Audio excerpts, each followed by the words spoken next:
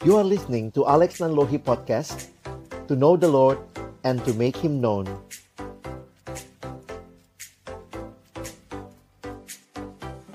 Terima kasih untuk kesempatan yang diberikan kepada saya untuk sharing ya. Saya bilangnya sharing tentang apa yang juga saya lakukan ya. Kalau dikatakan tadi oleh Ibu Plo, saya banyak juga aktif di sosial media. Karena saya melihat ini juga satu peluang ya untuk boleh menghadirkan pemahaman yang baik ya untuk generasi ini untuk menggunakan sosial media dengan baik.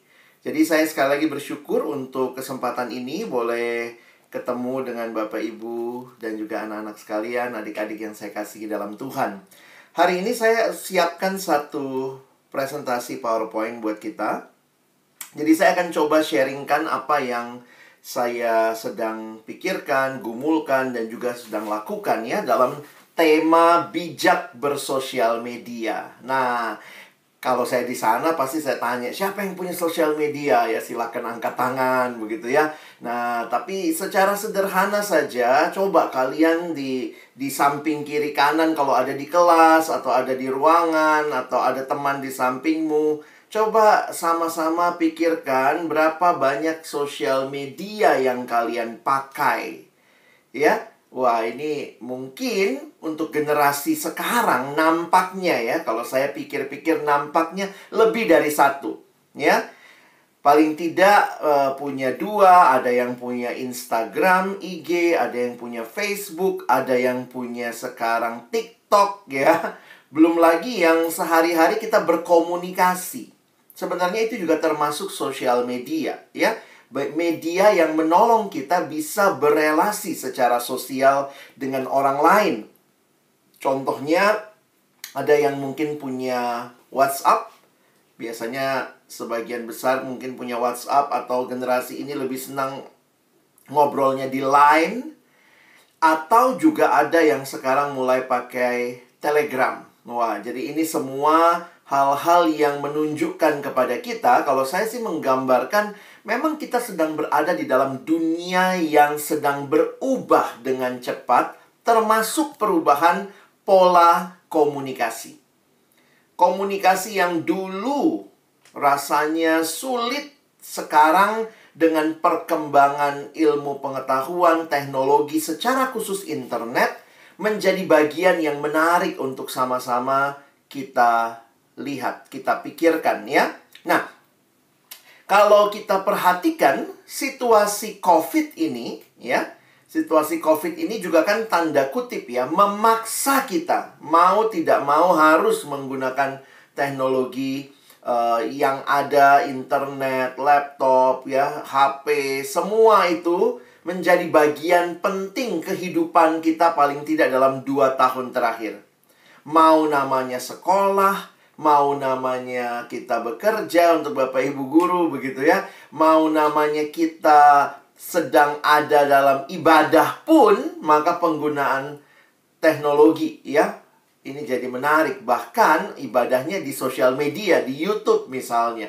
Itu beberapa gereja seperti itu. Dan sekarang ketika suasana situasi sudah membaik, maka ya saya harap kita nggak jadi orang-orang yang hanya ngendon di YouTube begitu ya. Ayo mulai kembali ke gereja ya. Kita masuk, kita juga bersekutu, khususnya anak-anak muda. Rasanya enak gitu ya, ibadah bisa sambil tiduran, bisa sambil ngerjain hal yang lain.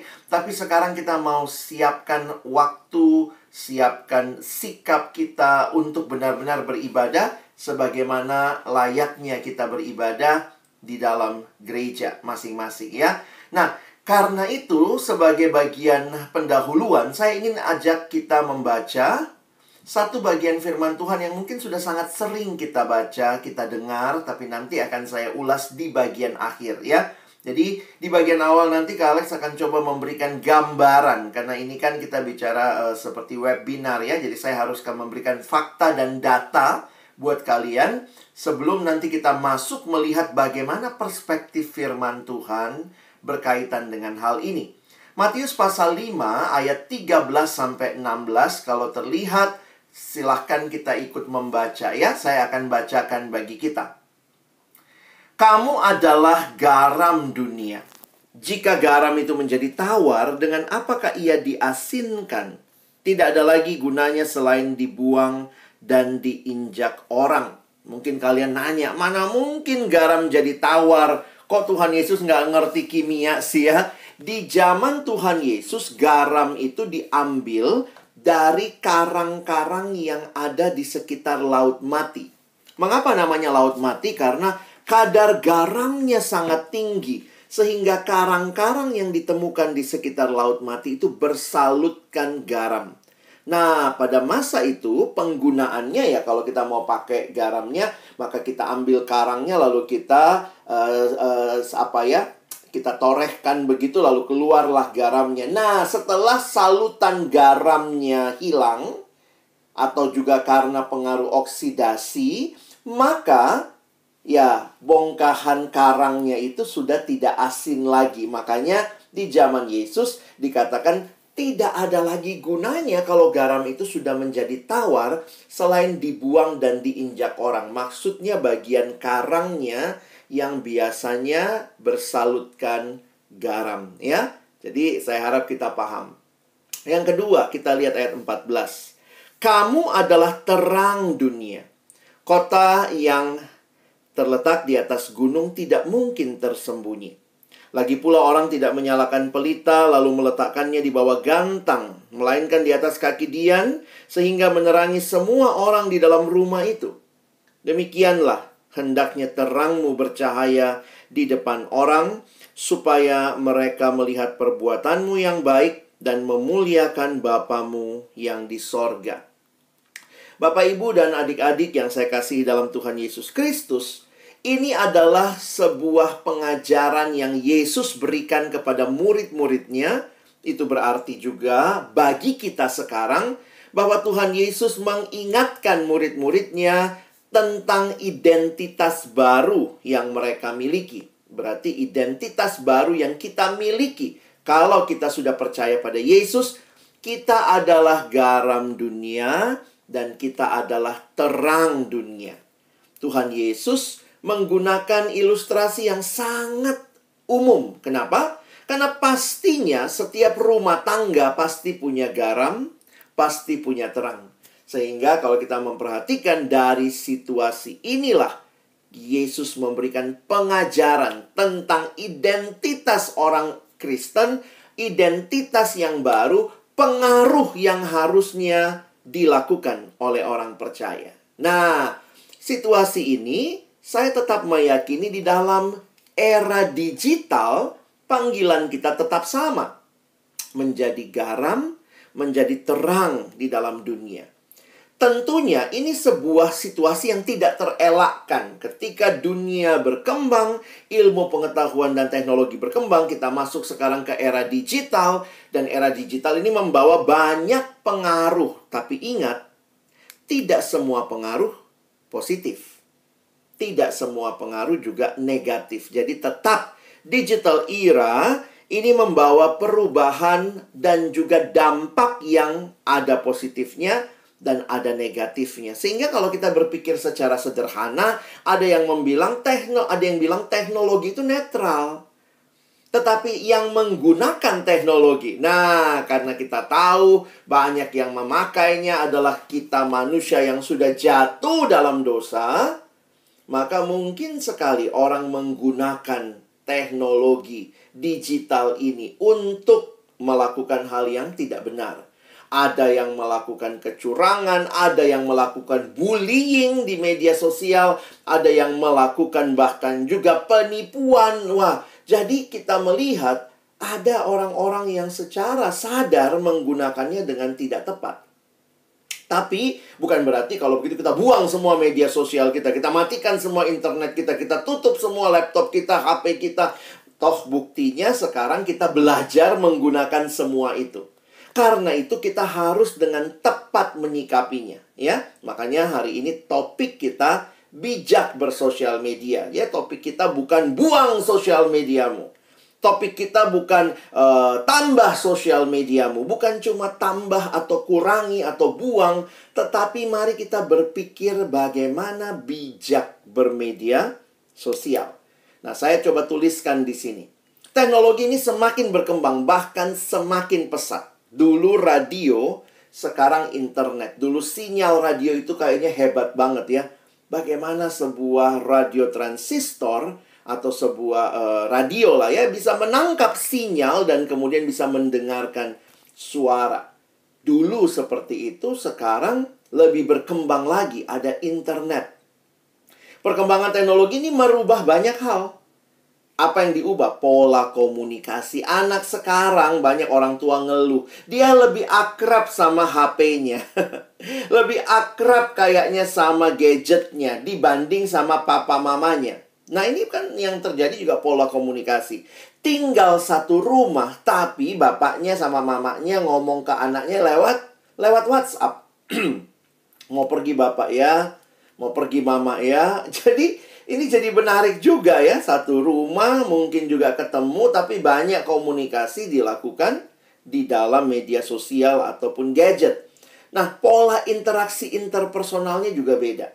Dulu ketika ada televisi, itu orang-orang, ya sekarang juga masih ada televisi ya, tapi zaman dulu bayangkan waktu belum ada HP, orang akan duduk di depan TV sebagai keluarga sama-sama nonton hal yang sama. Kalau mau pindah channel, berantem dulu kayaknya ya. Wah, saya mau, mamanya mau sinetron, bapaknya mau sepak bola, anaknya mungkin mau drama apa gitu ya. Nah, sekarang ya setiap orang masuk kamar masing-masing, nonton YouTube-nya sendiri-sendiri. Jadi itu menjadi pola interaksi interpersonal itu berubah. Gaya hidup demikian juga berubah. Dan tanpa sadar membentuk banyak kebiasaan baru. Saya tidak mengatakan semuanya pasti jelek. Tetapi saya juga harus katakan banyak hal yang dulunya ada, sekarang tidak ada. Tidak terlihat. Nah, karena itu kita mesti menyikapi dengan benar. Ya. Dalam sebuah keluarga juga ada yang akhirnya menerapkan pola hidup bersama dengan teknologi. Misalnya apa? Saya pernah menonton ada yang bilang gini, sepanjang makan, kalau makan sama di meja makan, semua duduk, tidak ada yang boleh menggunakan HP. Itu sebenarnya bukan masalah dosa nggak dosa kan, tapi itu kesepakatan yang dibuat supaya terjadi percakapan. Kalau tidak, ya itulah yang terjadi. Memang semuanya duduk sama, tapi masing-masing dengan HP-nya, bahkan tidak tahu orang di sebelahnya mungkin membutuhkan apa. Nah, jadi teman-teman, Bapak Ibu guru sekalian, inilah realita yang kita hadapi. Karena itu, teman-temanku yang lahir di generasi digital, era internet ini, kalian disebut sebagai digital native. Ya. Nah, ini yang sekarang sering kali menjadi diskusi yang menarik. Karena kalau generasi, ya mungkin kalau Bapak Ibu guru di sini juga ada yang masih muda, itu berarti ya digital native ya. Karena kalau dari definisinya dikatakan generasi yang lahir setelah tahun 80-an. Jadi ketika teknologi jejaring sosial digital muncul,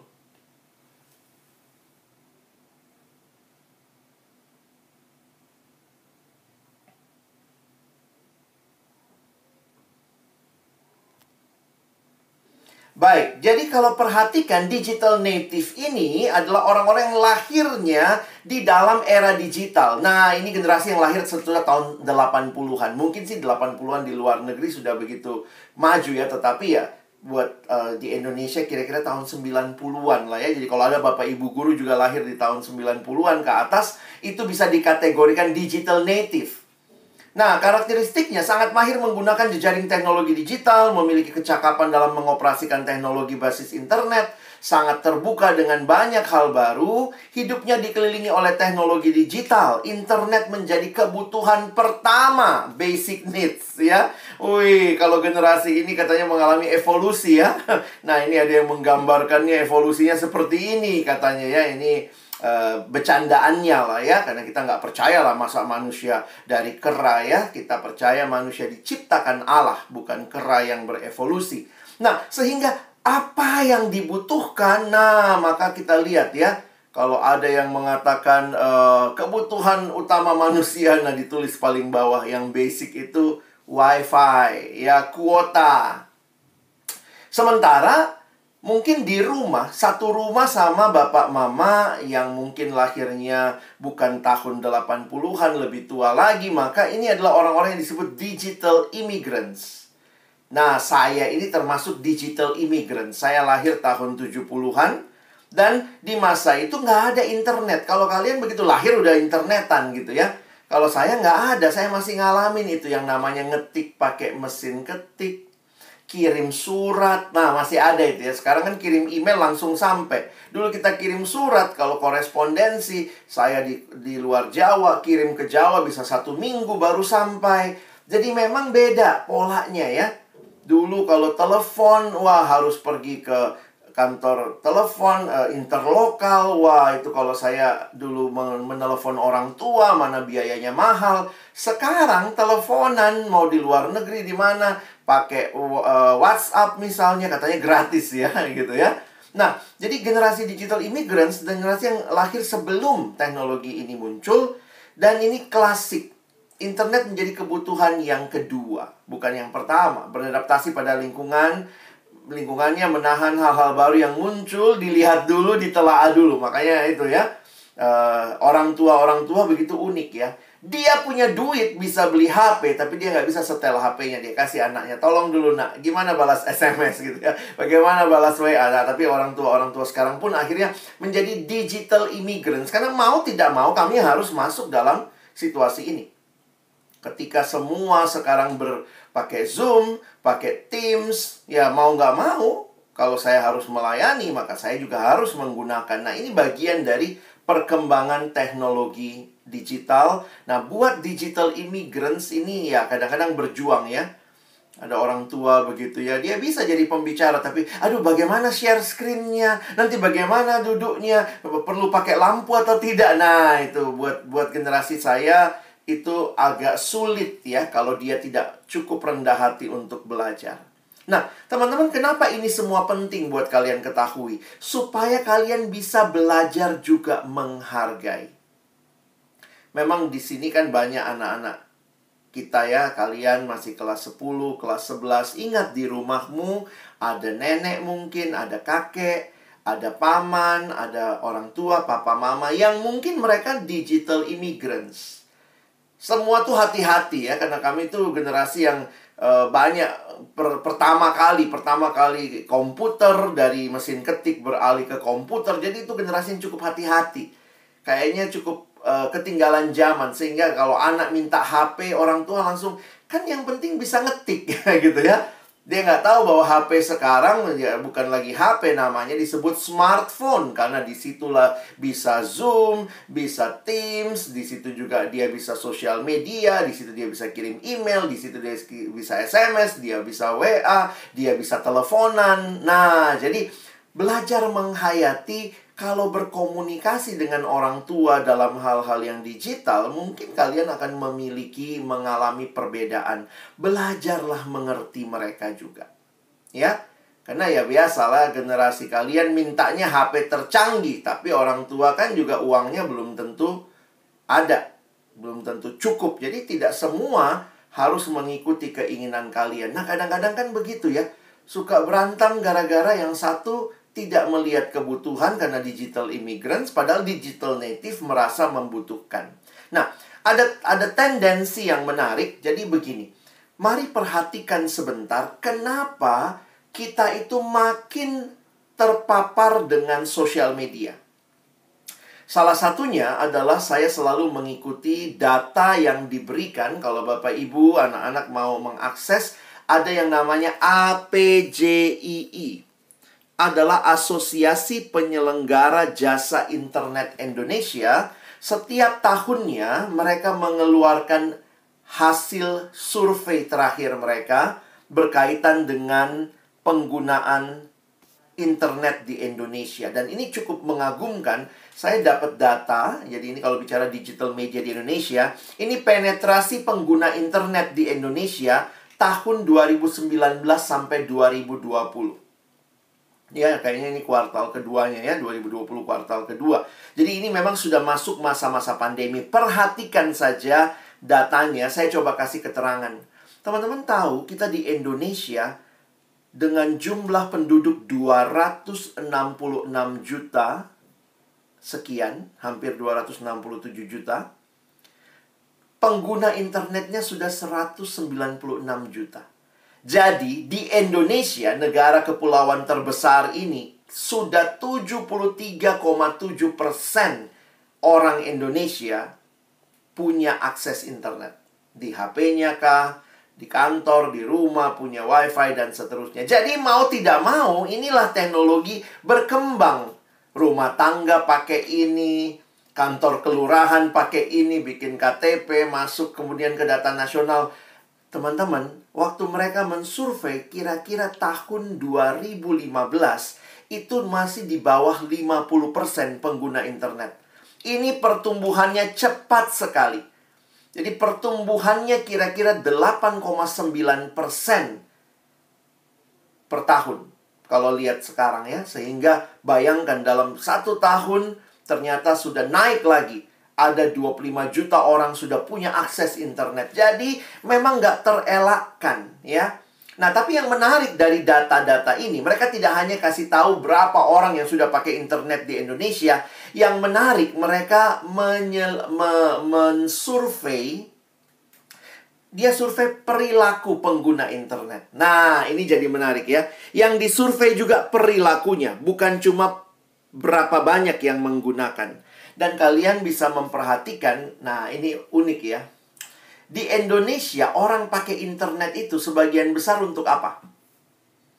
Ketika pandemi memang naik, nah, ini ya, trennya naik bahwa orang pakai buat pendidikan. Beberapa ya buat kebaktian, buat ibadah. Tetapi sebelum pandemi, negara Indonesia terkenal sebagai pengguna internet untuk aktivitas terbanyaknya itu entertainment. Bukan pendidikan, tetapi untuk hiburan, termasuk di dalamnya sosial media. Ya, ini kita perlu perhatikan juga ya. Jadi bangsa kita ini bangsa yang haus hiburan ya, bukan haus pendidikan ya. Ternyata masih lebih banyak penggunanya itu kepada hiburan. Dan ketika hiburan, media sosial masuk di dalamnya. Kalian lihat sebentar data ini ya. Nah, dari daftar media sosial di bawah ini, manakah yang sering atau sesekali atau jarang atau tidak pernah Anda gunakan? Ternyata yang tinggi, lihat yang biru ya. Nah, ini dia belum survei TikTok nih. Tapi masih Facebook dan Instagram, IG. Nah, jadi memang gimana ya? Semua orang pun kayaknya sekarang ya, hampir semua orang yang kita temui itu punya media sosial. Jadi menarik ya bangsa kita ya. Kalau di survei negara-negara maju, aktivitas mereka dengan internet itu paling banyak pendidikan. Itu di negara maju. Kalau kita di Indonesia, aktivitas terbanyaknya apa? Sosmed ya. Nah, nanti kalian bisa buktikan sendirilah, benar apa tidak. Mungkin kalian bilang, oh sekarang enggak pak, saya pakai buat pendidikan. Iya, karena pas pandemi. Tapi sebelumnya, ya mungkin lebih banyak buat hiburan. Hiburan termasuk YouTube, tapi juga di sisi lain, nah ini sosial media yang dimiliki. Nah, ini beberapa survei, saya tidak dalami, tapi kira-kira kalian bisa lihat datanya. Saya sudah kasih PowerPoint saya juga ke pihak sekolah, kalian bisa minta begitu ya. Bahwa untuk Indonesia, untuk generasi Z, saya garis bawahi, untuk generasi Z itu bisa jadi kalian ada di dalamnya. Itu paling tinggi sekarang itu Instagram. Ya, TikTok kayaknya sudah mulai naik ya. Kalau generasi saya itu masih banyak yang main di Facebook. Bapak mamamu itu paling jauh ya Facebook lah ya. Ya beberapa bapak-bapak mama-mama punya Instagram ya, syukur juga ya untuk friend sama temannya, tapi rata-rata Instagram ya. Nah, lalu paling banyak, nah ini ya tadi ya, paling banyak itu untuk hiburan. Nah, nanti kalian lihat lagi, ini datanya memang agak kecil ya, nggak bisa terbaca semua, nanti kalian bisa perhatikan lebih lanjut. Nah, apa yang dipakai untuk dengar musik? Nah, ini di survei ya, ada yang melakukan survei. Apa yang dipakai untuk dengar musik? Paling tinggi YouTube, dan yang paling sering digunakan juga sekarang Spotify. Ya. Untuk nonton video, Yang paling tinggi adalah YouTube. Untuk nonton film, Indonesia paling tinggi itu Netflix. Wow. Jadi memang kalau kita lihat dalam persaingannya sekarang, TikTok sama Instagram ini lagi kebut-kebutan. Mana yang paling mengeluarkan fitur baru. Dulu TikTok dengan begitu banyaknya videonya, akhirnya sekarang Instagram sudah mendeklarasikan kami bukan lagi untuk majang foto, tapi Instagram sekarang untuk juga menampilkan video. Makanya bisa Reels. Sekarang ada Reels di Instagram ya. Nah, saya coba ikuti karena saya juga main ini semua.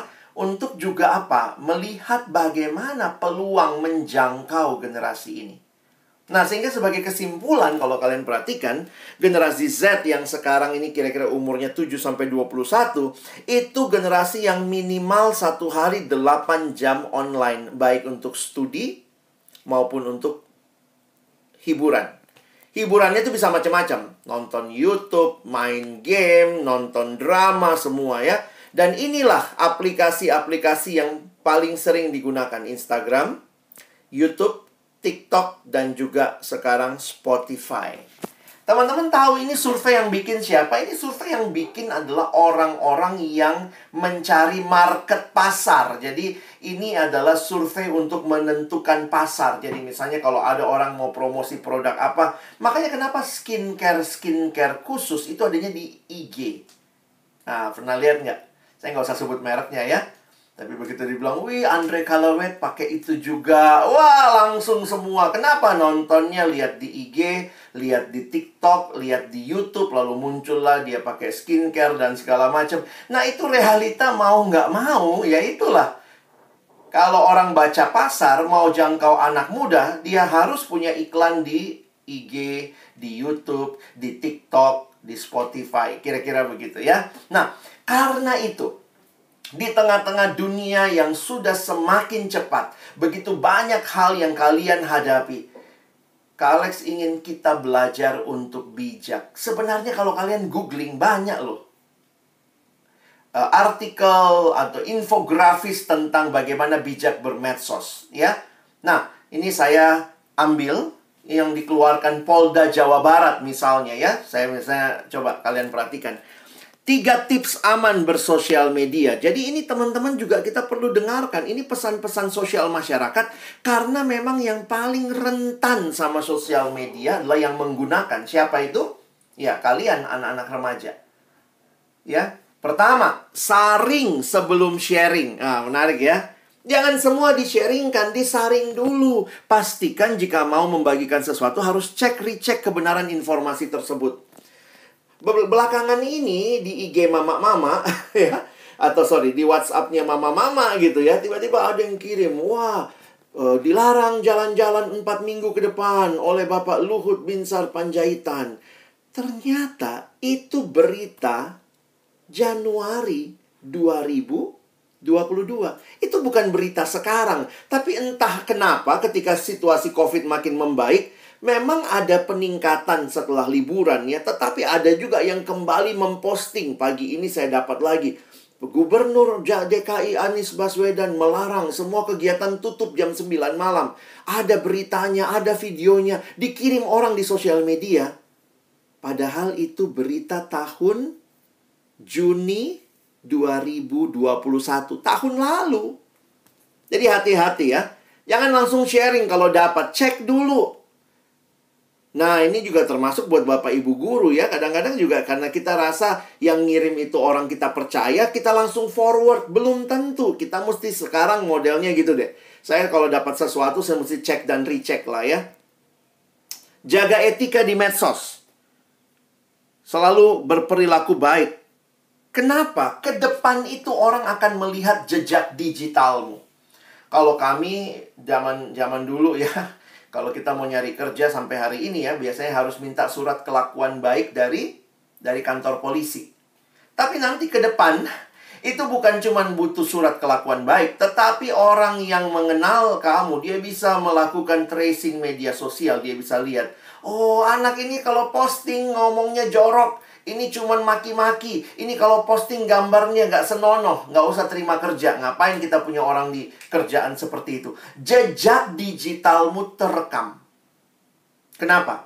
Karena begitu kamu sharing sesuatu di medsos, itu menjadi milik publik. Mungkin kamu bilang, tapi itu kan akunku, Kak. Itu kan Instagramku. Betul, itu Instagrammu. Tapi begitu kamu posting dan orang bisa lihat, itu bukan lagi milikmu sendiri. Itu sudah milik publik.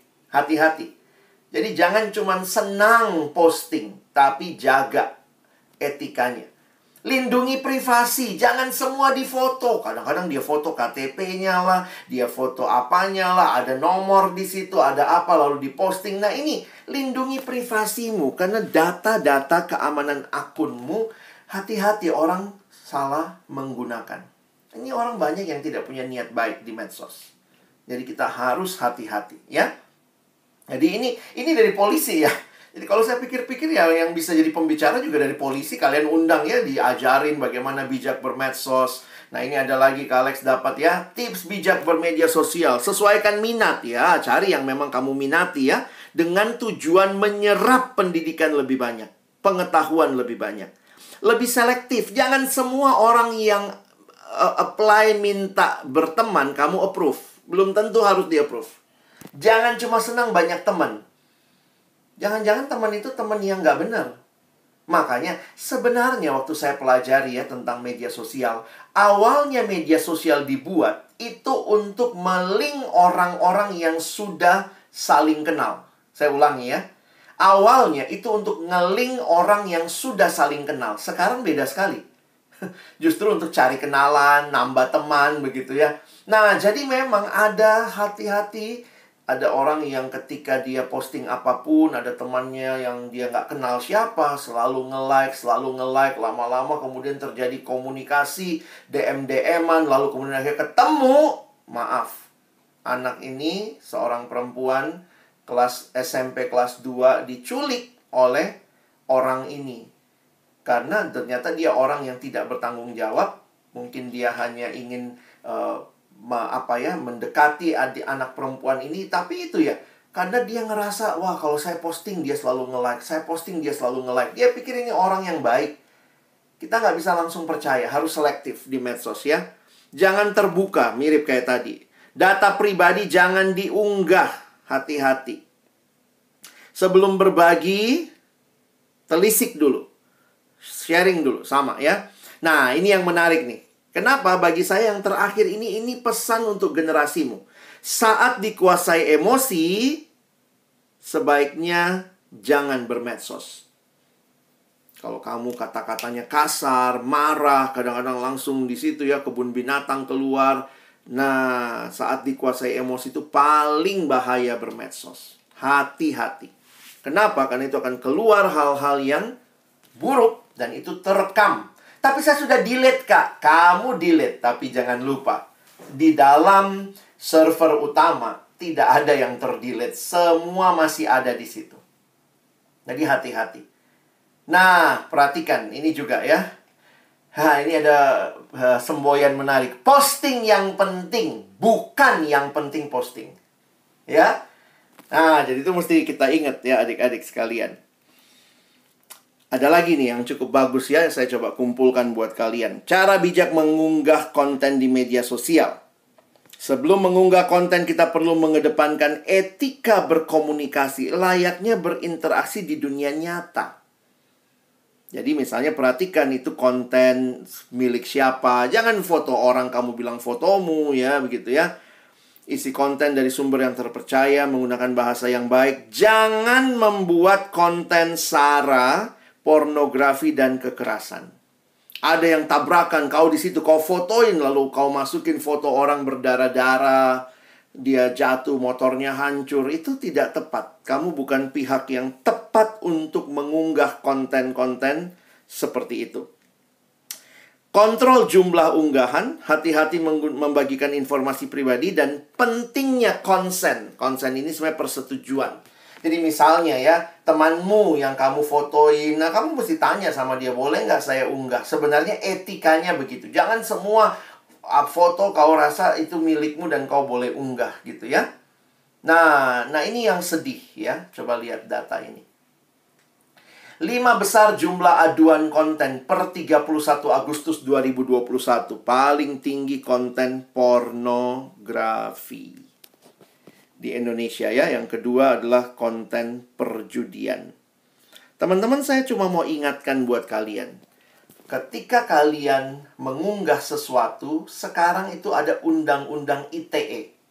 Jadi hati-hati, apa yang kamu posting kepada publik itu bisa menjadi hal yang diperkarakan ke pengadilan kalau itu menyinggung, menyangkut, baik itu sara, baik itu pornografi, dan seterusnya, itu bisa menjadi hal yang membahayakan. Jadi jangan kalau kamu maki-maki orang di medsos, ya, menghina mereka. Kalau mereka lapor, itu sekarang ada hukumnya dan itu bisa dipenjara. Jadi jangan berpikir ini medsosku, saya mau posting apa saja yang saya mau. Nggak gitu-gitu juga gitu ya. Kita harus dengan baik menggunakannya. Ada satu pesan yang Kak Alex mau sampaikan. Ini bagi saya sangat penting. Khususnya buat generasi kalian. Apa itu? Ini. Teman-temanku, please, mohon, tolong, jangan bugil depan kamera. Please. Kalau sekarang cek HP-mu. Kalau di HP-mu ada fotomu bugil kah, nggak pakai baju, nggak pakai celana, atau sedang pacaran, sedang apa, dan itu hal-hal. Tapi ini kan di HP-ku. Ingat, HP-mu hilang, dibuka orang lain, maka fotomu mungkin tersebar. Hapus. Jangan pernah punya. Kalaupun ada orang ajak video call gitu ya, jangan bugil depan kamera. Please, ini banyak jebakan untuk generasi ini. Maaf ya, saya ngomong apa adanya supaya kalian tahu. Please, kalau kalian pernah berpikir melakukan ini, ingat baik-baik. Semua yang ada di kamera, walaupun cuma di HP-mu, jangan pikir itu cuma akan kamu lihat. Bisa jadi, sangat mungkin di generasi ini ada orang HP-nya udah nggak pakai, dia ganti, dia pikir sudah terhapus data-datanya. Udah nggak ada, udah fotonya udah aku hapus. Iya, tapi sekarang itu di dalam konten terdalamnya itu biasanya tidak terhapus. Jadi kalau orang jahat, dia buka lagi HP-mu dengan semua konten yang pernah kamu hapus, dia bisa restore. Oke? Pastikan. Kalau kami video call, dia minta saya bugil, kamu bisa direkam. Please. Ini pesan penting lah ya. Maaf, mungkin saya concernnya ke sini ya, supaya teman-teman jangan bugil depan kamera. Ini sebuah gerakan yang lagi dilakukan oleh salah satu LSM untuk menolong juga anak-anak muda sekarang yang biasa begitu terpancing. Karena nafsu seksual itu orang muda sangat tinggi.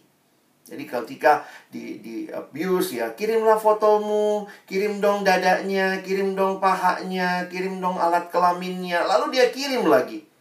Aduh, tapi itu kan pacarku. Tapi satu waktu kalau kalian memang suami istri ya itu logis.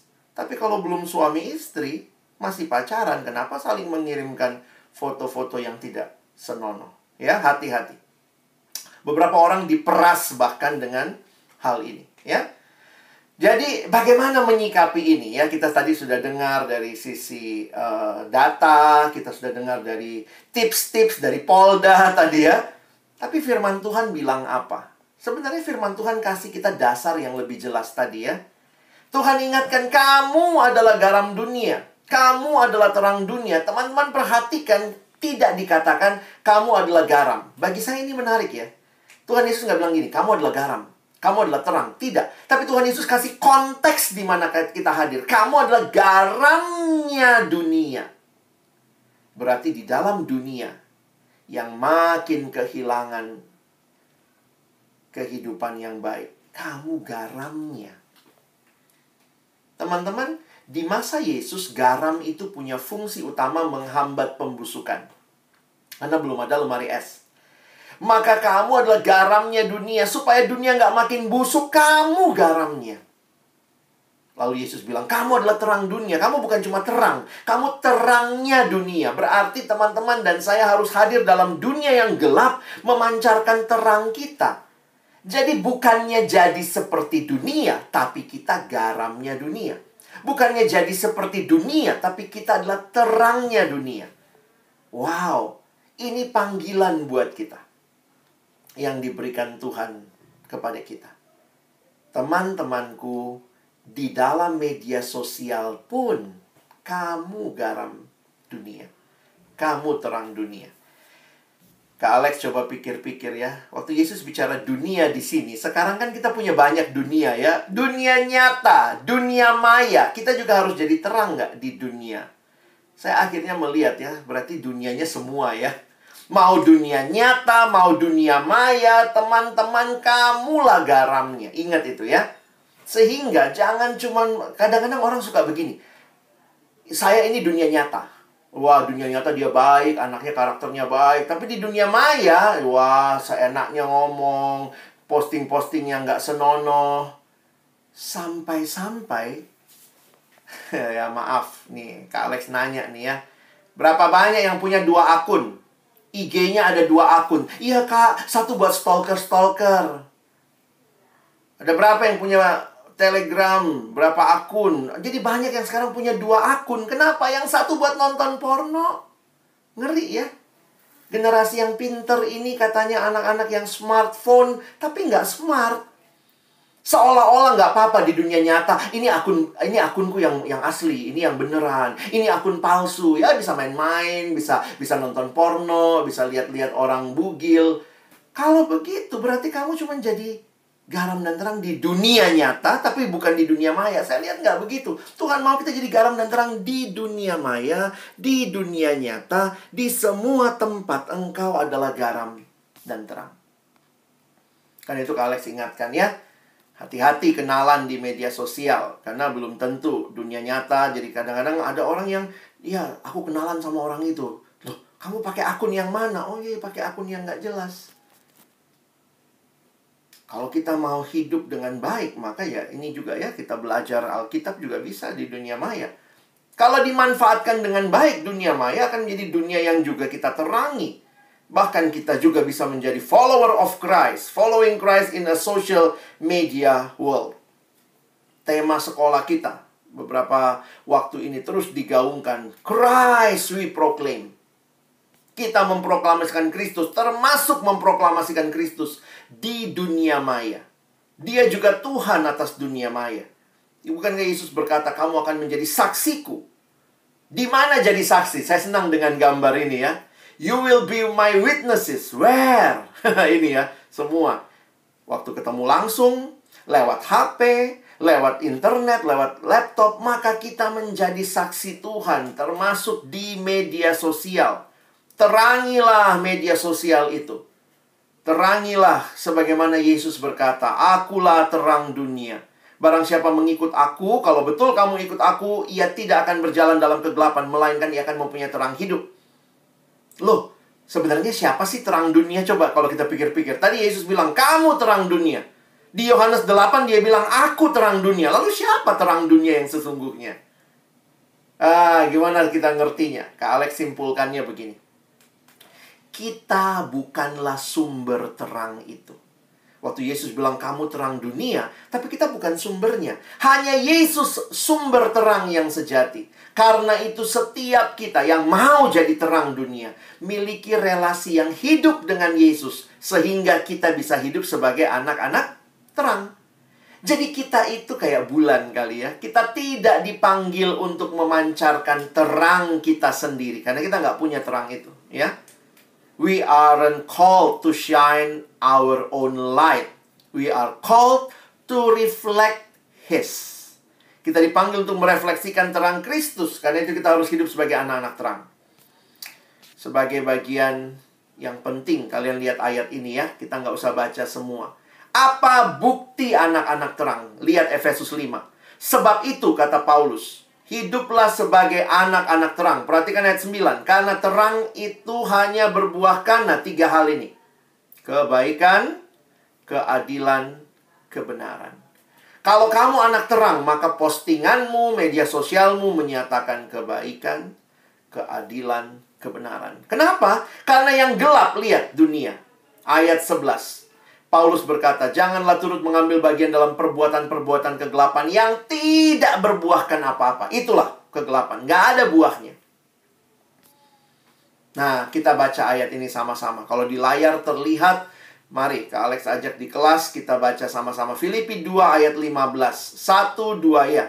Supaya kamu tiada beraib dan tiada bernoda, sebagai anak-anak Allah yang tidak bercela di tengah-tengah angkatan yang bengkok hatinya dan yang sesat ini. Sehingga kamu bercahaya di antara mereka seperti bintang-bintang di dunia. Kita tidak dipanggil ikut kegelapan yang tidak berbuahkan apa-apa, tapi kita jadi terang di dalam dunia. Hidup berbeda dengan dunia. Ya.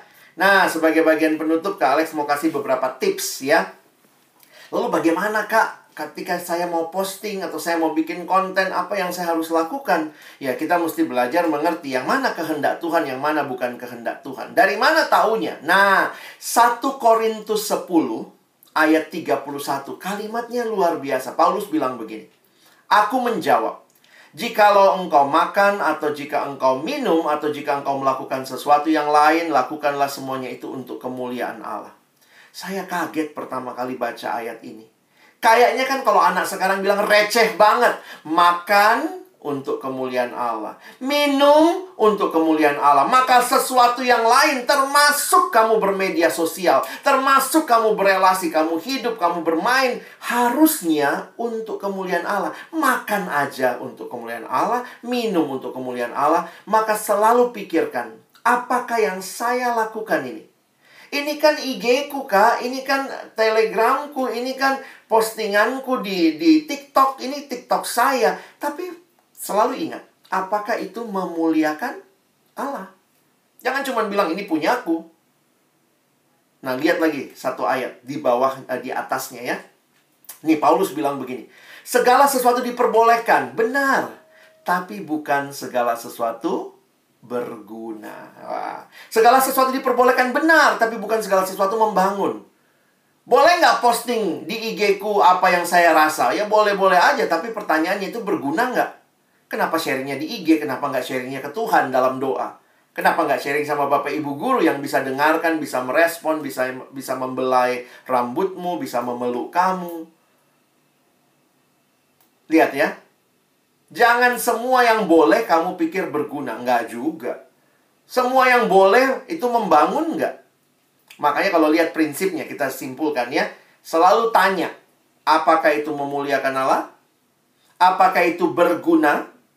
Apakah itu membangun? Nah, kalau sudah memenuhi kriteria ini, maka silahkan. Nah, postinglah hal-hal yang memuliakan Allah, yang berguna, yang membangun untuk hidup kita. Bagaimana caranya saya bisa lakukan ini? Nah, Kak Alex tutup dengan ini ya. Miliki komitmen untuk terus bertumbuh. Bagaimana saya makin tahu kehendak Tuhan, Kak? Bagaimana saya makin tahu memuliakan Tuhan? Kamu bertumbuh nggak? Memang generasi HP ini ya kita ya. Sekarang saya juga termasuk di dalamnya, pakai HP, ngurusin apa. Ada satu kutipan yang menarik ya. Kalimatnya agak menggelitik saya. Lihat kalimatnya. Kita hidup di zaman di mana baterai lemah lebih bermasalah daripada iman yang lemah.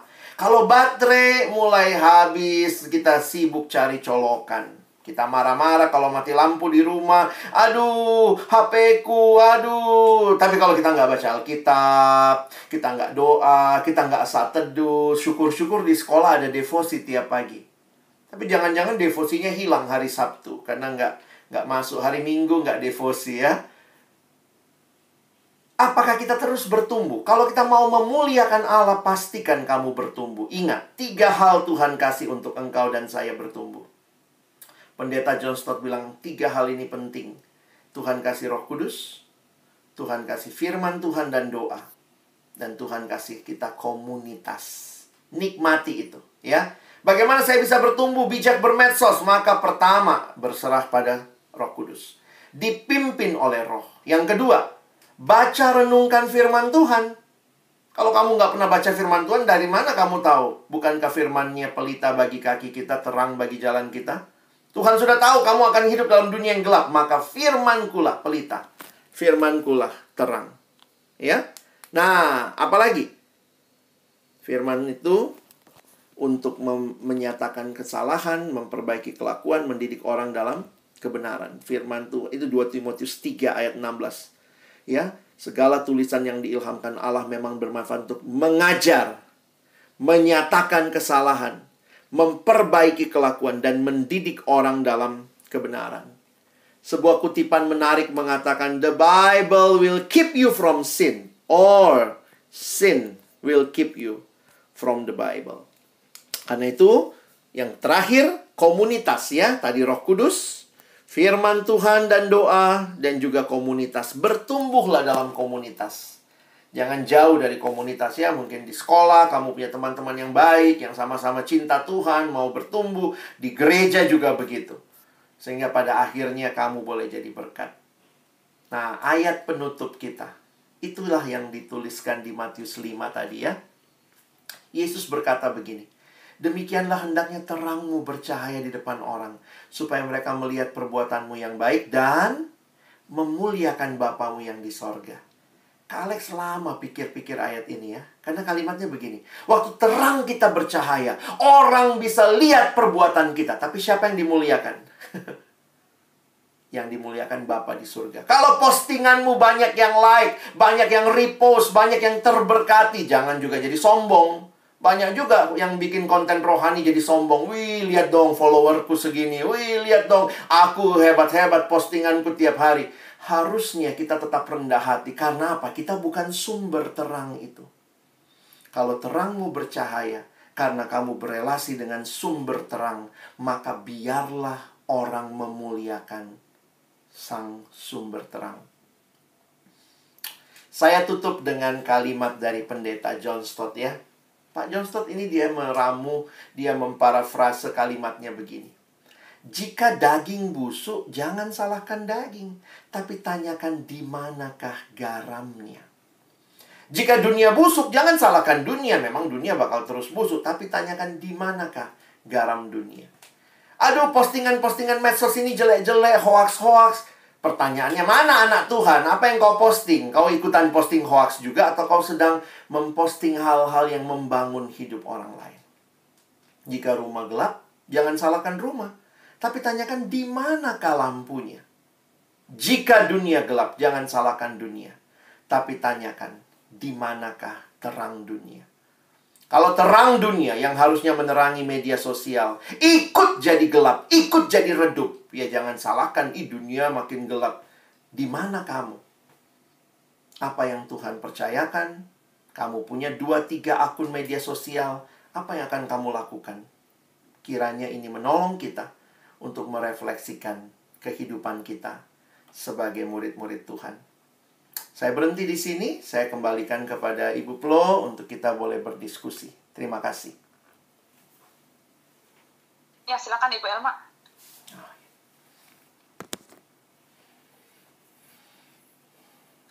Oke, terima kasih Pak Alex sudah memberikan banyak pencerahan ya nak kepada kita. Ibu Elma tadi banyak juga ketik-ketik di sini apa ya? Dan tadi Ibu Elma sempat cek sebentar Instagram Ibu Elma ya. Apakah saya sudah memuliakan Tuhan ya lewat postingan-postingan saya? Wah, ternyata belum semuanya memuliakan nama Tuhan begitu ya. Padahal saya punya followers banyak loh gitu ya. Followers banyak, sudah seharusnya saya bisa memberitakan firman melalui Instagram ini ya begitu. Apalagi saya lihat anak-anak pasti punya banyak followers ini. Sudahkah saya memuliakan Tuhan dengan banyaknya followers? Banyaknya yang lihat story-story kamu, sudahkah memuliakan Tuhan begitu ya. Oke, saat ini kita akan masuk ke sesi tanya jawab. Bagi yang ada di kelas, mungkin Bapak Ibu Eka boleh tanyakan kepada anak-anaknya, apakah ada yang ingin ditanyakan kepada Pak Alex?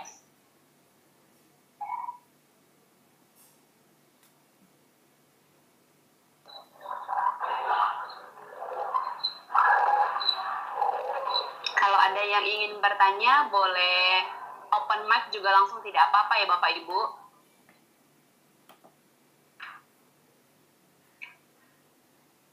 Silakan.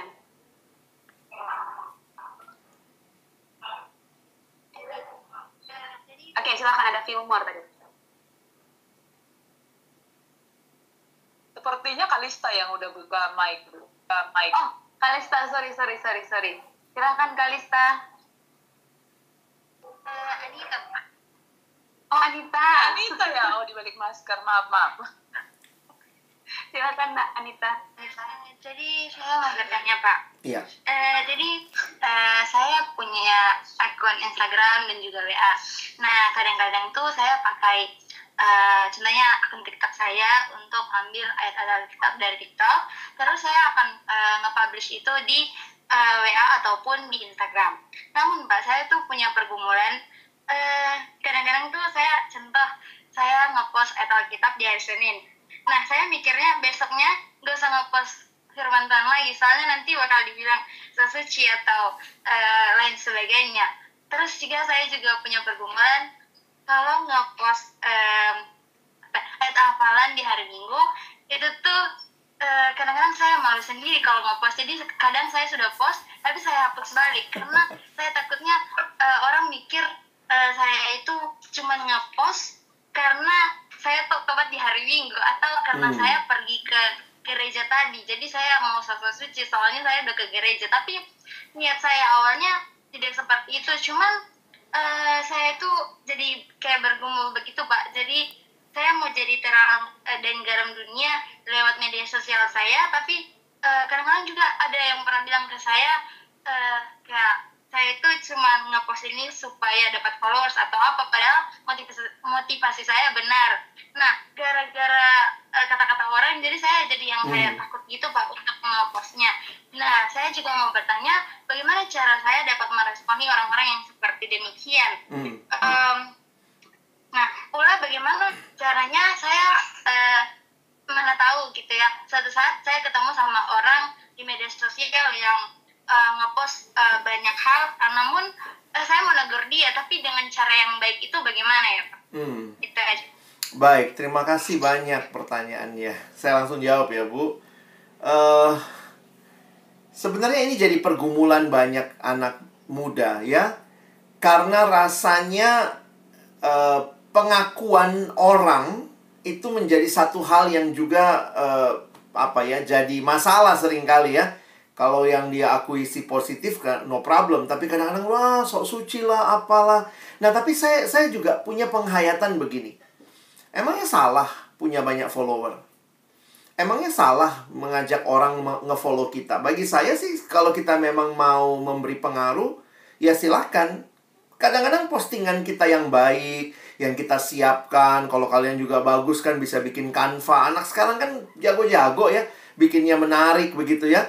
Maka waktu kamu posting, orang tertarik lalu dia follow kamu, bagi saya sih itu no problem ya. Justru jadi kesempatan untuk membagikan kepada lebih banyak orang. Nah, tetapi, nah ini memang Kak Alex juga kan main di medsos ya.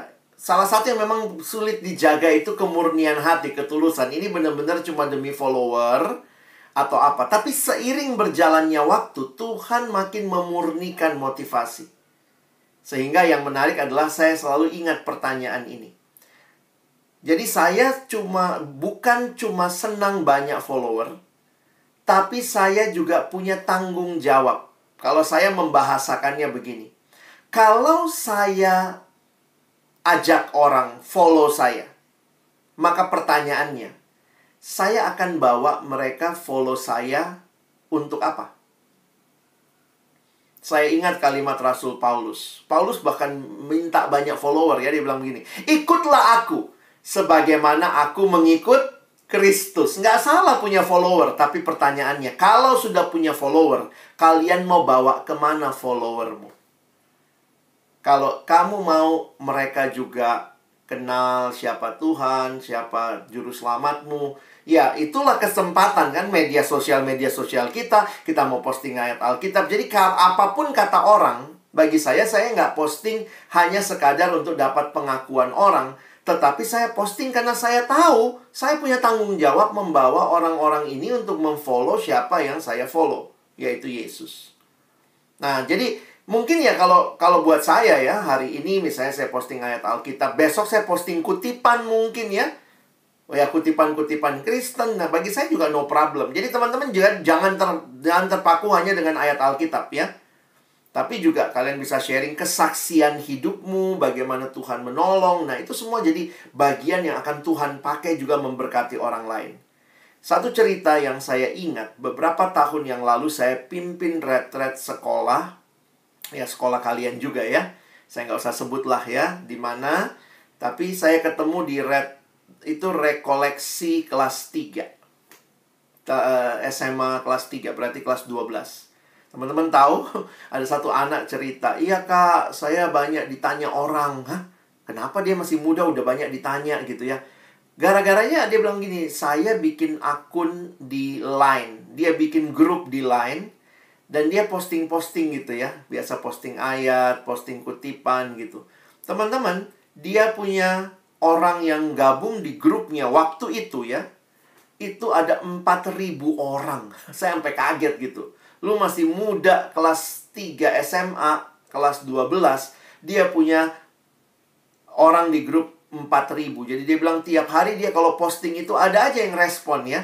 Dan katanya dia beberapa ada yang bilang, "Pak, saya sama suami saya mau cerai, Bapak bisa tolong saya." Terus dia bilang, "Saya dipikir Bapak loh kak, padahal saya masih SMA kelas 3. Tapi dia sudah punya kerinduan. Tiap pagi dia posting dan membawa dampak buat orang lain. Nah, jadi saya pikirkan begini loh. Kalian punya medsosnya. Sekarang memang pertanyaannya, kalian mau apain medsosmu? Mau diapain itu? Ya, kalau kalian lihat, iya ya Tuhan, mana tahu saya bisa pakai ini untuk membagi berkat, membagi kepada lebih banyak orang. Saya pikir itu sangat baik. Mungkin itu dulu, Bu.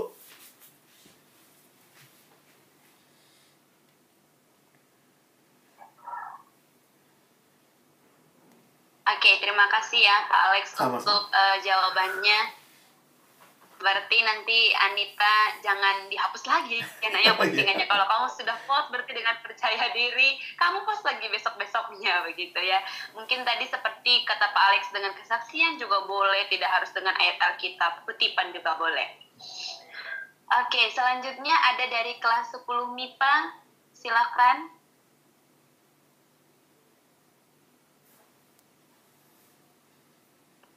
Ada Phil, mau yang angkat tangan dari MIPA.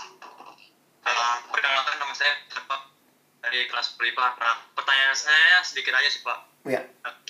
Banyak sekali anak muda yang banyak taruh-taruh di bio sosial medianya, banyak ayat-ayat Alkitab gitu Pak.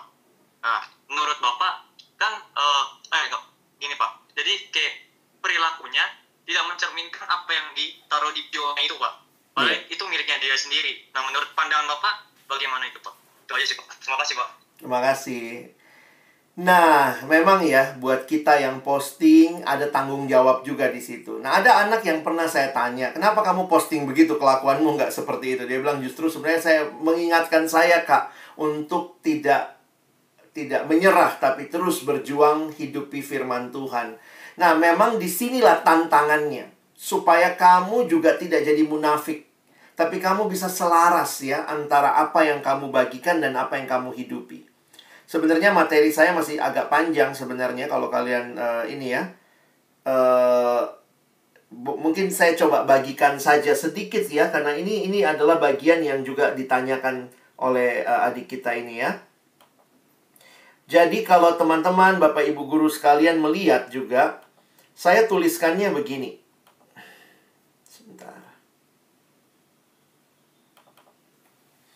Nah, ini yang tadi saya bilang ya, tanggung jawab untuk punya follower ya. Kamu mau ajak mereka follow siapa? Follow me on Instagram because I follow Jesus ya. Ini yang Paulus bilang tadi. Follow my example just like I follow Christ. Jadi nggak salah punya follower ya. Tapi kalau sudah punya follower, tanyakan. Tanggung jawabmu mau bawa mereka follow siapa. Dan ingat, ya ini tadi. Kamu sekedar posting karena banyak yang lihat. Begitu nggak banyak yang respon, besoknya nggak posting. Jadi banyak yang popularity sama faithfulness. Kamu cukup setia nggak posting? Jangan-jangan kamu posting hanya untuk memenuhi self-egomu. Jadi sebenarnya self-center. Nggak benar juga sih yang kayak begini ya. Jadi memang masalah popularitas dan kesetiaan. Kalau hari ini banyak yang lihat, saya posting. Besok nggak banyak yang lihat, saya tetap posting. Besoknya makin sedikit yang lihat, saya tetap posting. Makanya kalau kalian lihat media sosial Kak Alex, saya lebih banyak posting saat teduh saya. Karena itu yang saya rasakan dan saya alami. Jadi saya tidak terganggu. Nggak banyak yang lihat, nggak apa-apa juga. Itu pengingat buat saya. Karena itu punya saya. Gitu ya. Nah, ya ini yang tadi nih. Pertanyaan Fillmore nih. Bagaimana performance di luar kelihatan baik, karakternya nggak bener. Nah, makanya jangan cuma sekadar posting ayat Alkitab, tapi hidupilah ayat-ayat itu ya. Kadang-kadang ini generasi yang scroll down, cepat sekali scroll gitu ya. Banyak kali yang kamu lihat, kamu nggak benar-benar baca. Maka belajar slow down ya. Oke, nah ini tadi. Sebagai bagian terakhir. Jangan menjadikan ini dua dunia terpisah. Seperti yang Kak Alex bilang tadi. Kamu dipanggil jadi garam dan terang di real world and in the virtual world. Maka kamu harusnya juga hidupmu sesuai yang di real world sama yang di virtual world. Memang saya harus akui ya, anak sekarang rata-rata ada juga yang punya akun-akun kedua. Nama palsu lah, umurnya dipalsuin. Nah, hati-hati ya. Kamu yang terbiasa seperti itu akhirnya punya kayak hidup dua. Antara dunia maya sama dunia nyata nggak klop. Nah, nggak benar seperti itu. Lalu bagaimana kalau orangnya seperti itu? Ya belajar bertobat ya. Mulai miliki kehidupan yang menyatu. Jadi jangan bias dua hidup gitu ya. Mungkin itu dulu.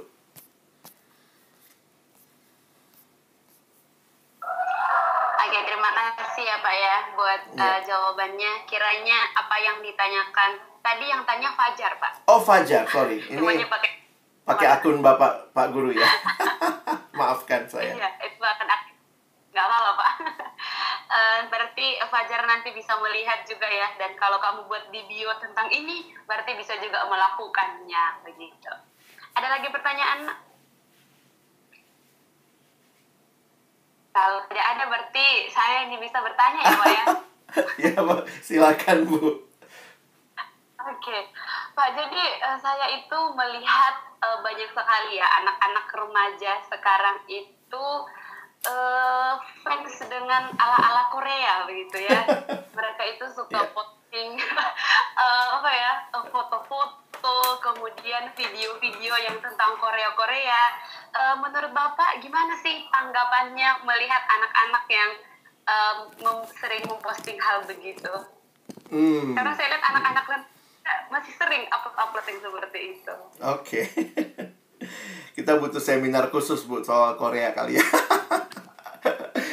Iya, tapi kalau saya kasih tipsnya begini ya. Ini adalah generasi yang mencari jati diri.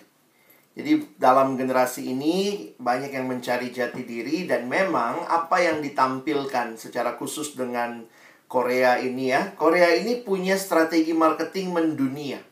Hebat sekali. Karena itu ditolong oleh negaranya. Jadi kalau teman-teman perhatikan ya, saya akan pelajari sedikit tentang Hallyu ini ya. Gerakan Korea yang melanda dunia. Dulu kan gerakannya Jepang. Jepang tuh melanda dunia. Di mana-mana orang Jepang gitu ya. Orang senang dengan hal-hal yang berbau Jepang. Makanannya pun makanan Jepang. Sekarang Korea melanda dunia. Ya, di mana-mana tuh. Saya yakin lah di Gunung Sitoli juga pasti ada restoran-restoran Korea gitu ya. Opa-opa gitu ya. Nah, poinnya adalah teman-teman harus bisa membedakan. Makanya memang menarik waktu saya banyak diskusi dengan pelayan Tuhan di kalangan remaja. Bagaimana ini? Kita nggak mungkin menyetop. Tapi yang bisa kita lakukan, kita memberikan anak-anak wawasan, filter untuk bagaimana melihat apa yang baik dan apa yang tidak baik. Tapi di sisi lain, karena ini generasi yang lagi cari identitas, maka teman-teman harus melihat bahwa apa yang menjadi identitasmu itu mengakarnya di dalam Kristus. Kekuatan identitas Kristen bukan kepada tampilan fisik. Karena kamu mau pakai pemutih semana, kamu bukan Korea gitu ya. Ada orangnya hitam, pakai pemutih lah di mana-mana, mukanya putih, lehernya tetap aja hitam gitu ya. Jadi Karena niru Korea. Kenapa? Karena dia tidak punya identitas yang secure di dalam Tuhan. Jadi, saya harus katakan kita perlu membimbing anak-anak ya. Nggak salah mereka punya idola. Wah, saya senang nih. Saya adalah penggemarnya K-pop ini. Saya ARMY lah, apa. Ya silahkan. Itu. Tapi kemudian kita ajak mereka melihat bahwa yang kamu idolakan ini manusia biasa. Kamu nggak harus jadi seperti dia. Kamu bisa tiru kerja kerasnya. Kan ada juga orang-orang seperti itu yang ternyata ada sisi gelapnya. Dia depresi, dia apa. Tapi gitulah, anak sekarang tuh senang menggunakan bahasa-bahasa. Mau healing gitu ya. Apa-apa healing. Kayaknya sakit apa sih kau? Padahal nggak apa-apa aja. Baru selesai ujian. Mau healing. Ya ampun, ke Indomaret aja dibilang healing. Ampun deh. Ya, itulah realitanya generasi yang kayaknya saya tertekan. Nah, saya harap kita punya keyakinan bahwa di dalam Tuhan kita punya identitas, kita punya kehidupan yang aman. Kalau saya punya idola, dia manusia berdosa, dia bisa gagal. Jangan kalau dia gagal, kamu juga ikut sedih, berhari-hari nangis. Ya kita perlu membedakan ya, bahwa idola bukan Tuhan. Ya. Nah, yang kedua, perhatikan nilai-nilai mereka yang banyak kali kalau nonton drama Korea, dengar lagu-lagu mereka, itu belum tentu sesuai dengan Alkitab. Saya ketemu lah ya anak-anak yang ngomong gini, jangan kau begitu, nanti karma kamu. Saya tanya, dari mana kamu belajar soal karma? Iya kan, itu ada karma baik, karma jahat yang kayak di drama Korea. Saya bilang, ingat loh, mereka itu bukan orang Kristen. Mereka adalah orang-orang yang menganut agama-agama yang punya pemahaman tentang hidup itu sirkular. Apa itu sirkular? Bahwa manusia mati, nanti lahir lagi reinkarnasi. Mati, lahir lagi reinkarnasi. Karena itu mereka nggak kenal konsep dosa. Karena konsep dosa itu buat kita yang Kristen, di mana hidup itu linier. Hidup itu dimulai di satu titik, lalu nanti berakhir di titik yang lain. Karena itu namanya dosa. Waktu kamu berdosa, maka ada konsekuensinya di akhir. Kalau mereka nggak kenal dosa, mereka kenalnya karma. Karena muter. Worldview mereka muter. Nah, lucu kan orang Kristen tapi pakai bahasa karma. Kenapa? Karena ada di drama Korea. Jadi saya harus katakan seringkali bukan cuma kita menolong anak-anak kita punya identitas.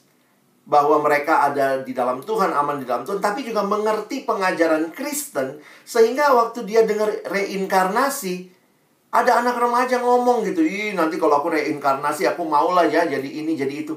Hah?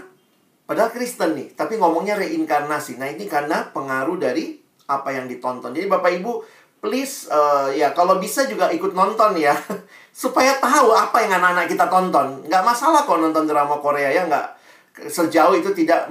Ada yang bilang, tapi bagaimana Kak kalau itu mengganggu? Saya pikir ya, kalau mengganggu itu begini.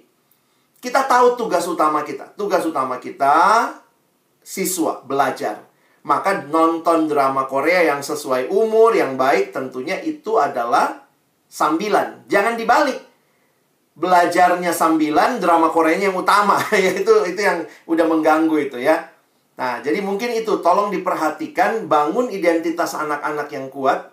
Tapi juga bangun pengajaran yang kuat. Banyak drama Korea itu zombie lah, setan lah gitu ya. Sehingga anak-anak kita juga, setan, yang kayak di setan itu gitu ya. Nah, hati-hati. Itu perlu kita filter. Terima kasih untuk jawabannya. Berarti sebenarnya tidak salah ya Pak ya, kalau anak-anak menjadi ARMY begitu. Tidak salah sih kalau mau posting-posting ala-ala Korea. Tetapi perlu diperhatikan, yang saya posting ini benarkah tidak? Betul. Sudah sesuai dengan iman Kristen kah tidak begitu ya? Berarti nanti kalau Ibu Elma lihat Instagram, lihat story Instagram, habis ini Ibu Elma sudah bisa lihat ya ini sesuai iman Kristen atau tidak. Semoga setelah ini saya jadi tidak di-hide ya Pak ya dari story ini, karena saya akan lihat. Jangan sampai dia close friend aja ya Bu, Ibu nggak masuk. Ya, betul Pak. Nanti setiap ARMY saya di close friend jadinya Pak. Saya nggak bisa lihat. Oke, kayaknya ada praise nih Pak ya, angkat tangan. Silakan. Halo, praise. Baik, selamat pagi. Pak, ini saya mau dari kelas 11 IPS. Iya Pak. Nama saya Pak Jackson. Iya. Jadi saya mau tanya ini Pak, kan kita sering ini ya lihat status-status seperti itu, kayak semacam ini apa, menyampaikan doa kepada Tuhan, pergumulan lebih ininya ya. Tuhan bantulah kami begini, Tuhan kenapa hidup saya seperti ini, dan sering ada yang komen seperti itu, ada juga komen, maaf ya di sini tidak ada Tuhan, seperti itu. Nah itu kira-kira kalau Pak Alex sendiri bagaimana menanggapi hal ini? Karena ini banyak kita temukan menyampaikan status pergumulan seperti itu di dalam media sosial. Iya. Mungkin itu saja, Kak. Terima kasih. Terima kasih Pak Jackson. Saya secara pribadi melihat etika bermedia sosial, ini khususnya buat kita yang Kristen, sebaiknya tidak perlu membagikan pergumulan yang seperti itu di media sosial. Ini kalau saya pribadi ya. Ada yang bilang begini, kalau memang di dalam media sosial kita, teman-teman kita adalah orang-orang yang memang kenal kita, kita sangat percaya, ya jadi misalnya friend-nya nggak banyak, ya silahkan lah. Ya saya no problem kalau friend-nya memang itu. Tapi kan sekarang begini, banyak orang, semua orang dia terima sebagai teman.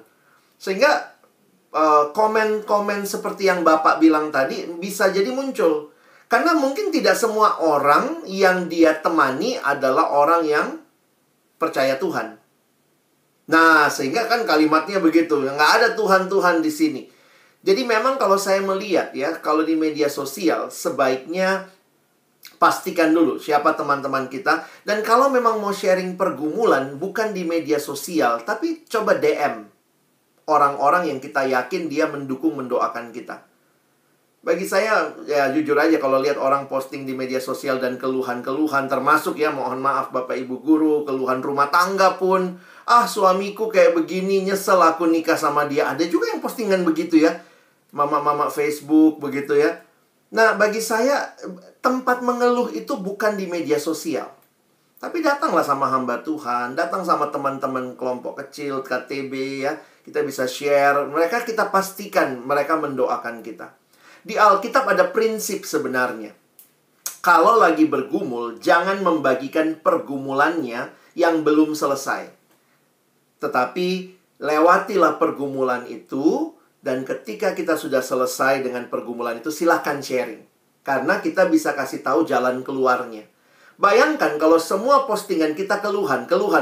Apalagi yang orang baca. Apa enaknya jadi orang Kristen yang ngeluh aja dia tiap kali. Tetapi kalau kita sharingkan, ada keluhan. Tapi kemudian kita lihat 2 hari kemudian, Tuhan jawab doaku. Dan sekarang aku bersyukur aku punya Tuhan yang hidup. Maka orang bisa melihat keluhan diikuti dengan apa yang menjadi jawaban. Makanya itu prinsip Mazmur 73. Waktu dia mengatakan, waktu aku mau menceritakan hal ini kepada orang banyak, itu menjadi hal yang saya lupa kata yang dipakai, tapi di Mazmur 73 prinsipnya jangan membagikan pergumulan yang belum selesai. Tidak tepat membagikan di media sosial.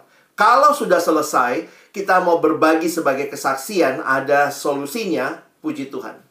Ya, tapi untuk pergumulan yang masih ongoing, masih dalam ini, sebaiknya jangan dibagikan. Karena kita nggak tahu orang-orang itu akan meresponi apa. Beberapa artis itu kan suka tertekan, yang artis Korea bunuh diri karena dibully. Saya bilang, ya kenapa juga kau sharingin pergumulan pribadimu di media sosial? Ya dibully lah kamu ya. Mungkin begitu kali Pak. Anak-anak kalau punya pergumulan, mungkin bisa didoakan atau bisa di-sharingkan kali ya dengan guru-guru. Bisa didoakan dan cari tahu apa solusinya daripada di sosial media begitu ya. Nanti orang kita tidak tahu ya Pak ya, pemikiran orang. Betul. Ternyata dia begini, ternyata begini gitu. Kita tidak bisa menantikan pikiran orang-orang. Oke. Ada pertanyaan lain anak-anak atau Bapak Ibu guru?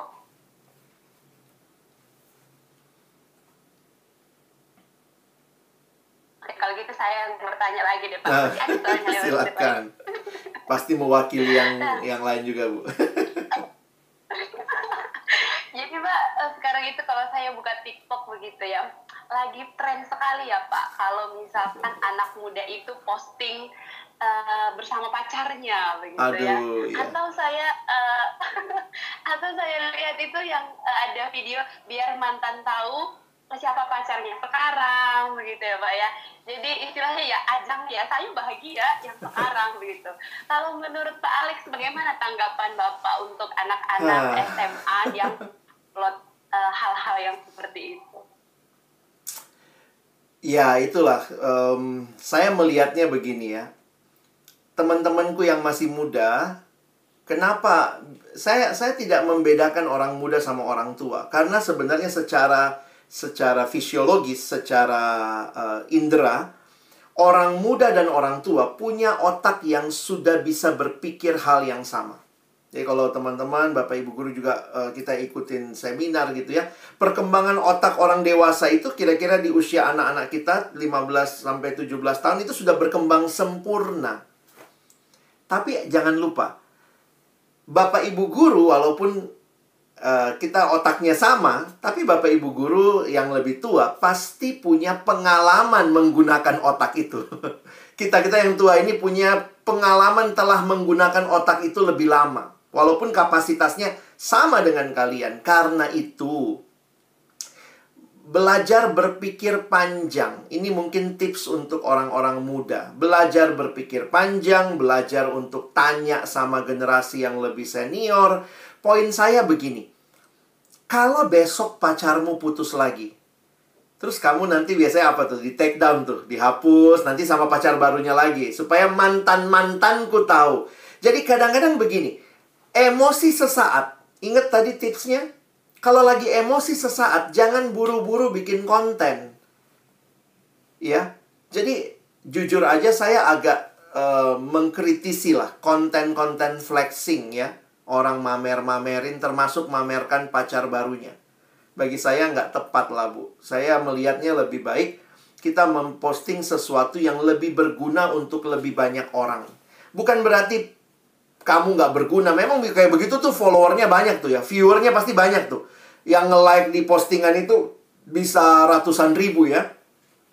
Kalau kita posting ayat, paling 12, paling 3 ya. Tapi kalau begitu, wah langsung naik. Nah, kalau kamu cuman kepikiran supaya popularitasmu naik, bikin konten yang seperti itu, bagi saya itu nggak memberkati ya.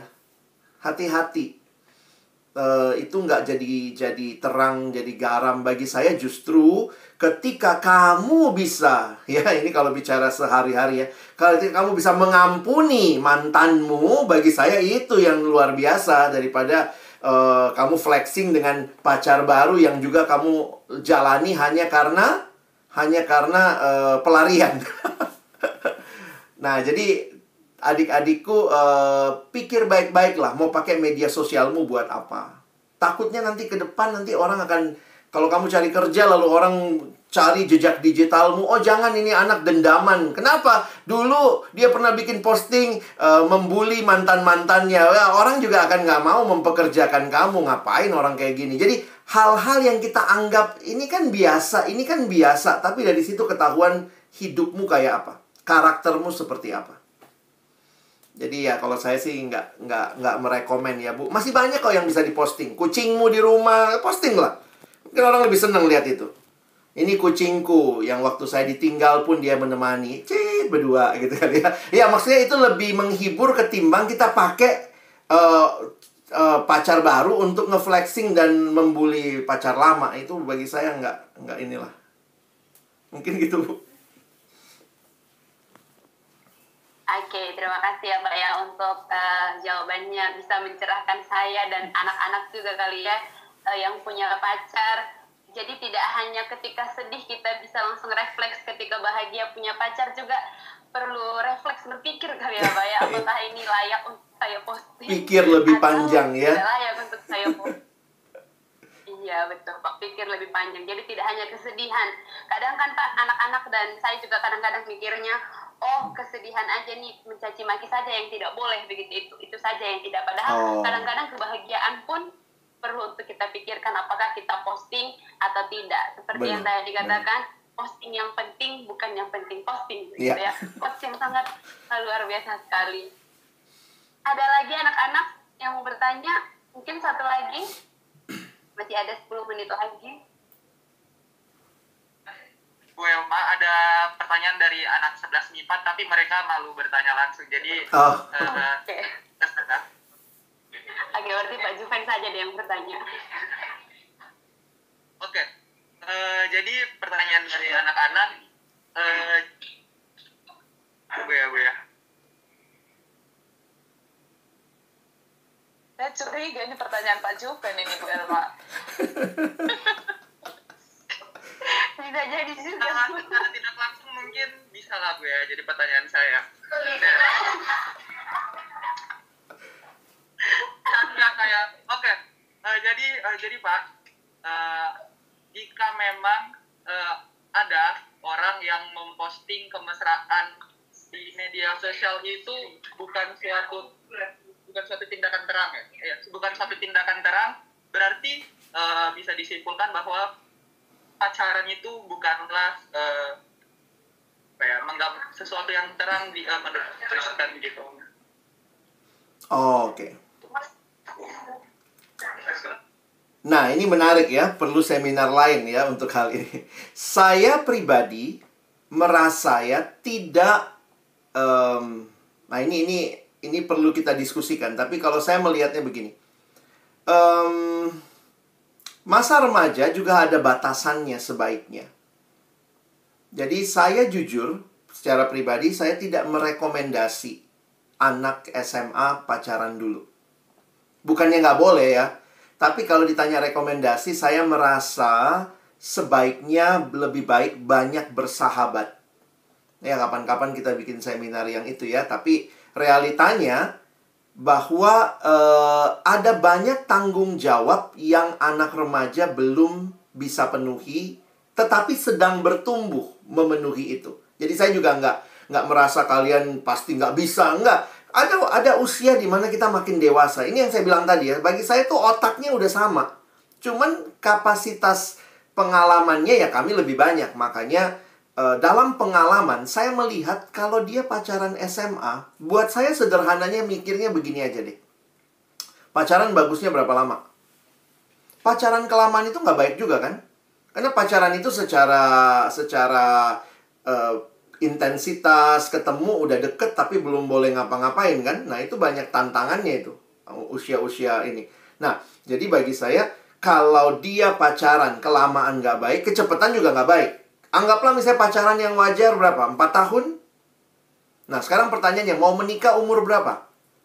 Mau menikah nanti umur kalau saya nanti udah selesai S1 dulu lah, nanti gitu. Oh ya, mau menikah umur 26, 27. Kalau mau menikah umur 27, pacaran 4 tahun kira-kira. Sebenarnya kan nanti aja di usia 23-an mulai pacaran kan? Atau takut nanti kalau putus nanti gimana Pak ya? Mungkin kamu bisa mulailah waktu kuliah. Kuliah kira-kira umur 19, 18, 19. Nggak mesti dari SMA. Karena kalau dari SMA kamu pacaran, dan ingat, pacaran Kristen tujuannya jelas, untuk menikah. Tapi Pak, saya nggak mau married sama dia. Kalau nggak mau married sama dia, jangan pacaran. Pacaran hanya untuk mereka yang siap menikah. Dengar kalimat saya. Pacaran hanya untuk mereka yang siap menikah. Karena apa? Pernikahan itu kudus. Karena itu pacarannya juga harus kudus. Kalau kamu tidak membingkai pacaranmu dengan konteks pernikahan, maka mungkin waktu pacaran kamu seenaknya megang-megang anak orang, grepe-grepe, main-main. Padahal bukan begitu. Kristen bicara pacaran untuk tujuan pernikahan.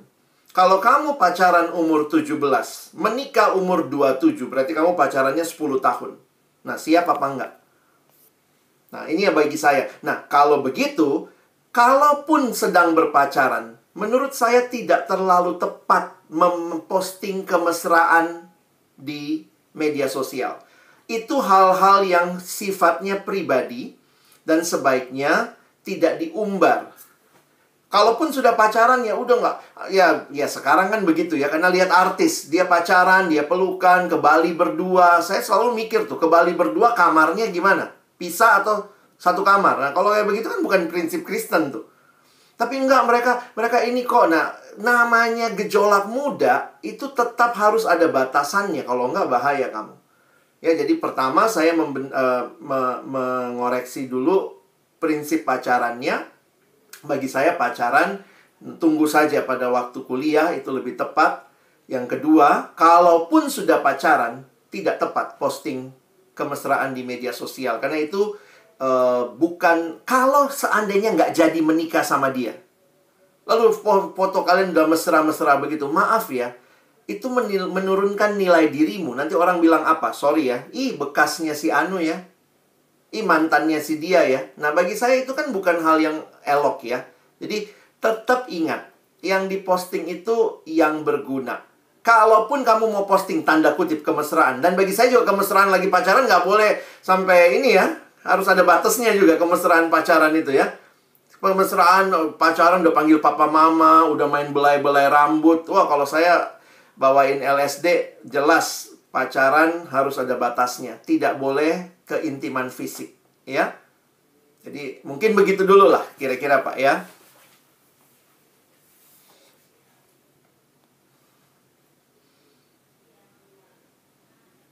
Oke, terima kasih Pak untuk jawabannya. Sampai Pak Juven kasih emoticon tepuk tangan begitu ya. Kayaknya sangat menjawab sekali dengan pertanyaan Pak Juven dan kelas 11 ini Pak. Oke, adakah lagi pertanyaan anak-anak? Atau sudah cukup? Atau butuh seminar lanjutan? Oke, saya rasa sudah cukup juga ya pertanyaan dari anak-anak. Terima kasih untuk anak-anak sudah berpartisipasi dalam webinar kita pada pagi hari ini. Setelah kamu mendengarkan tadi pemaparan yang sudah disampaikan oleh Pak Alex, lalu pertanyaannya yang akan kamu jawab adalah, yang pertama PR-nya deh, saya kasih deh, di Ibu Elma kasih. Pulang sekolah kamu nanti, coba kamu cek Facebook kamu, coba kamu cek Instagram kamu, sudahkah Facebook saya, Instagram saya, TikTok saya memuliakan nama Allah, begitu ya. Kayaknya itu perlu menjadi PR nak ya. Setelah kamu pulang sekolah nanti kamu cek HP kamu. Kemudian pertanyaannya adalah, setelah saya mengetahui bagaimana sesungguhnya bersosial media yang baik itu untuk memuliakan nama Tuhan, menjadi garam dunia, apa yang harusnya saya lakukan ke depannya dengan bersosial media? Pertanyaannya hanya satu itu saja. Apa yang harusnya saya lakukan untuk memuliakan Tuhan dengan sosial media saya?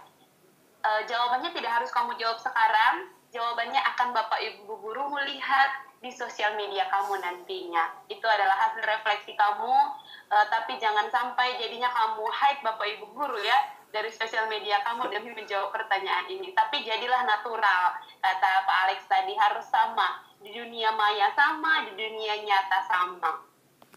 Baik, pertama-tama nanti saya ucapkan terima kasih Bapak Ibu Guru yang kasih kesempatan ini buat saya sharing. Dan biarlah juga setelah ini benar-benar kita jadi garam dan terang di dunia nyata, dunia maya, dan Tuhan dimuliakan.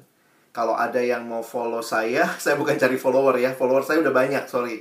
Jadi kalau bicara mau melihat media sosial, silahkan nanti bisa ke IG saya, Alex Nanlohi 74 ya. Jadi berharap sih ya kita tetap bisa terus berbagi hal-hal yang baik untuk juga memuliakan nama Tuhan ya.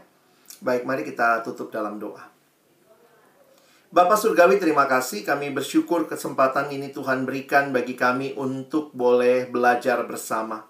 Bijak bermedia sosial, karena kami tahu kami ada di dalam dunia yang sudah jatuh dalam dosa, tetapi kami telah ditebus oleh Tuhan. Bahkan kami dipanggil untuk memproklamasikan Kristus di dalam segenap keberadaan kami. Berarti termasuk ketika kami menggunakan media sosial. Kami sungguh berdoa, tolonglah kami semua, baik Bapak Ibu Guru, anak-anak, hamba-Mu juga Tuhan, ketika kami ada menjadi terang dan garam di tengah-tengah dunia di mana Tuhan tempatkan kami. Sungguh berdoa agar kami benar-benar menjadi saksi Tuhan yang hidup. Secara khusus bagi anak-anak kami, terima kasih, ini generasi yang sangat kreatif. Generasi yang begitu luar biasa mengungkapkan banyak hal yang mereka rasakan. Tapi kiranya mereka juga terus dibimbing oleh firman-Mu untuk boleh melakukan hal-hal yang menyenangkan hati Tuhan, yang berguna, dan yang membangun.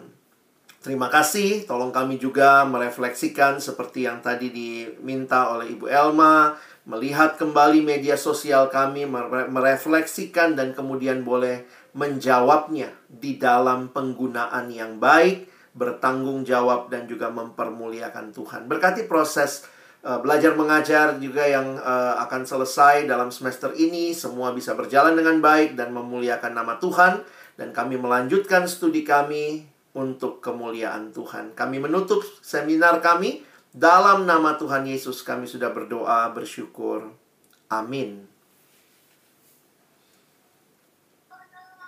Oke, terima kasih Pak Alex. Demikian webinar kita pada pagi hari ini.